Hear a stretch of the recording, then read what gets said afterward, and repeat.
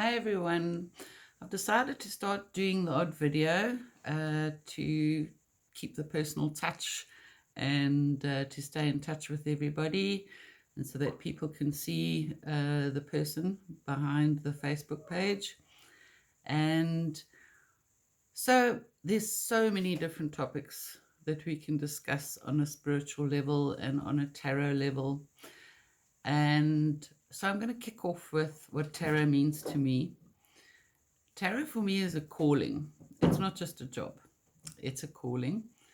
To me, it's a tool that you can use to help people to live their best lives, to deal with things from the past, and to be best prepared for and have the right tools to handle whatever is coming in the future. Whether that is a negative thing, as to overcome a challenge or an obstacle, or whether it is a positive thing to make the most of the opportunities that come your way and to make sure that you don't miss out on those. To identify past patterns that might be undermining your success or your confidence or your relationships. So to me, it is a very powerful tool in the hands of the right person. And when you choose a tarot reader, the most important thing, I see my cat is getting in on the act here. The most important thing when choosing a tarot reader is to look at where is that person coming from. And I don't mean, geologically. I'm talking about spiritually. Where are they coming from? Are they coming from a point of good intent, good intention? Do they seriously want to help you? Or are they just in it for the money? And are they going to give you the honest truth, no matter how hard that may be? If there is, if there are difficult issues that come up in your reading, are they going to be honest with you? Nobody wants to pay for a reading and then get fed sugar-coated stuff about, oh, no, don't worry, everything is all right, when it's not. And we also don't want a doom and gloom reader who sees doom and gloom in every, everywhere they look, that this, things are not going to be going well. So intent is very, very important. And so that you're in the hand, and integrity of your reader. Can you trust them that what you are discussing is confidential? Can you trust them and be vulnerable with them without, knowing that you are not going to be taken advantage of? Right, because that is one thing that angers me and upsets me about the world of tarot and psychics and astrologers and all of this. There are some wonderful, wonderful people out there in this field, but there are also an enormous amount of charlatans and people who are just out there to make a quick buck, to take your money, and maybe even in some cases, which is the worst, is to fully exploit people who are going through a tough time, or they are grieving or whatever. So choosing a reader is not something you do lightly.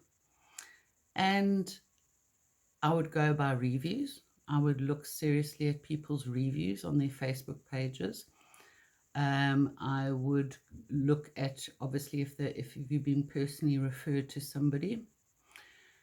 And then, to get involved in, do not allow yourself to fall into the trap of having a reading done too often.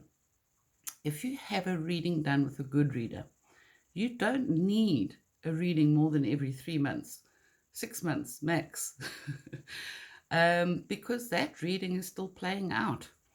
And having a new reading is not going to change that. All right. So don't fall into the trap of phoning a reader for every single decision that you need to make. No decent reader is going to encourage you to become dependent on them. This is one thing you need to be really, really careful of. I don't allow people back within 3 months unless it's a huge decision or it's life and death situation. I say to them, you had a reading a month ago or 2 months ago. No, it's too soon. All right. I could make more money if I did take people back sooner, but tarot is a tool, not a crutch. Just as religion, should not be a crutch. So, yeah, be careful of falling into that trap of I can't do anything before my tarot reader okays it, or until I get the opinion of my tarot reader. A good tarot reader is there to guide, not to tell you exactly what you should do. Our greatest gift from God after life itself is choice and free will. And it's up to you to use that. All right. And so don't be tempted to go into, I see there's a lot of sites popping up where there are hundreds of so-called tarot readers or so-called psychics on there that are offering their services. And it's all very, very money orientated. It's, you pay so many dollars or so many pounds or rands per minute, and we'll sort you out, I don't think that is the way to go with tarot. I've always given my clients a full hour, okay? And I often go really overtime with people. I don't work to the clock unless I've got a really, really busy day and I've got people sort of a little bit back to back. Then I might say to them, listen, we're going to have to sort of address this and finish off another time. But usually my clients never feel rushed. And it's not just about the money. If a person cannot afford the full amount for a tarot reading, I say to them, well, what can you afford? Or if you can't afford it at all, then that's great. You can pay me when you can afford it, or don't worry about it. All right. And obviously I can't afford to do that too often, because otherwise I would never earn a living. But a tarot reader has to be coming from a point of wanting to help people. Otherwise, they're in it for the wrong reason. And that's another, this whole commercialization and monetization of all things spiritual. Tarot, psychic abilities, mediumship, that sort of thing. I don't agree with the commercialization of it as such. So, where that is the focus. All right.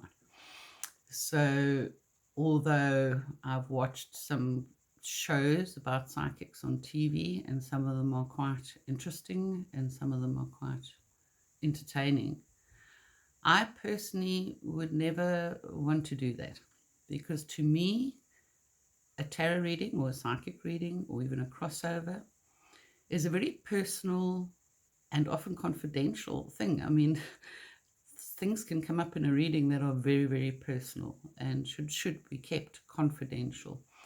And you never know what's going to come up in a reading. So, the next thing you're doing a reading in public in front of people and stuff comes out. So, and when you do a reading of any nature and you're surrounded by way too many people, people have energy.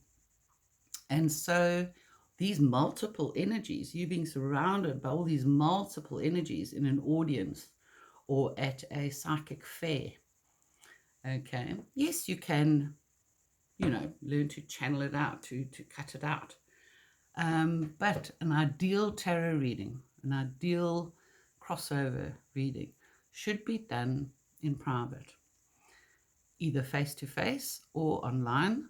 I can do them online. I've been doing them for years, and always say to the people, try and make sure that you are alone, and that you'll be undisturbed, and that you'll have a peaceful, quiet environment, and you're not worried, you're not on the clock, you're not, preferably don't do in your lunch hour when you rush for time, so that those it's only your energies that I'm dealing with, not a whole lot of people walking past or other people in an audience or whatever. So yeah, I just thought I would let you know, give you that feedback, my opinion on that aspect of tarot and of spiritual things. And yeah, let me know what you think in the comments. Bye. Have a good day.